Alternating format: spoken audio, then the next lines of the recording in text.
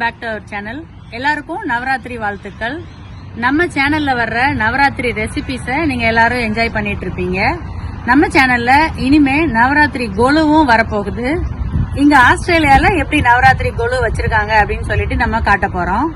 எங்க சேனலை இது வரைக்கும் சப்போர்ட் பண்ற எல்லாருக்கும் ரொம்ப நன்றி. இனிமே வர்ற ரெசிபிஸ் அண்ட் நவராத்திரி கோலு எல்லாம் உங்களுக்கு இன்ட்ரெஸ்டிங்கா இருக்கும்னு நினைக்கிறேன். மறக்காம ஷேர் பண்ணி சப்ஸ்கிரைப் பண்ணுங்க. தேங்க்யூ.